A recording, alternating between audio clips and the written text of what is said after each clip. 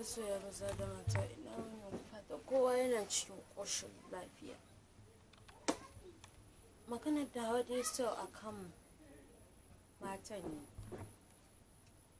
irin matan nan da social media ta riga ta aure su. Social media ta zame musu ƙawa, kuma ta zame musu uwa, ta zame musu uba. Ba don komai ba sai dan wata mace sanadiyar social media din nan za ta kashe aurenta. Wata mace sanadiyar social media din nan za ta tura kanta cikin jahannama, wanda babu yanda za a yi ta fito.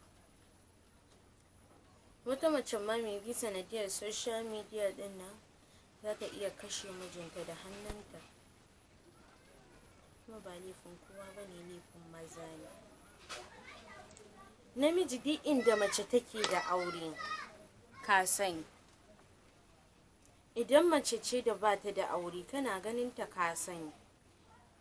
Amma me zaka nace ka biye ita kake so, ita zaka aura, kai ta hure mata kunne tun gidanta na zaune kalau, ita da mijinta tana masa biyayya gurgurdan iyawa, har ta dawo wata da ita za ta iya buɗe baki ta dankara mijinta magana, ko ta zage shi, ko kuma ta ja masa tsaki. Wata ma yi magana, na san cewar mu din ba bayi bane ba, amma me girki, gyaran gida da waye da aikin ki ne, amma in yayi maganan ya baki ko ɗaya a ciki ba, sai ki ce baiwa ya auru. Idan ya dami da kanshi mana. Wani ina son in ci abinci mai kyau da nagarta, amma sai dai ki zauna ki ce mai sai dai in ci indomi, ko kuma ki mai waina fulawa. Hauka ake yi? Ba kowane namiji ne ya fiye son kayan kwalama na mata ba.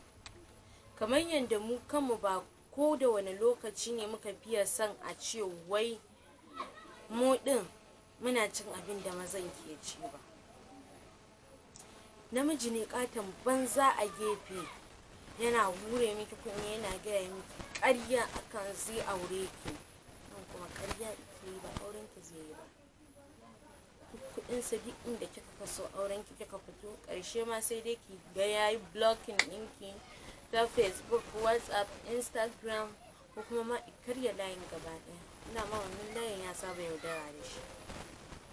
Kuma kai ki ce fa daga lokacin ya baki, ko kuma ya bar wannan nema. Yana da asalin special line ɗinsa a gefe guda, yadda ake neman sa regularly, kuma yake chatting da abinsa, amma da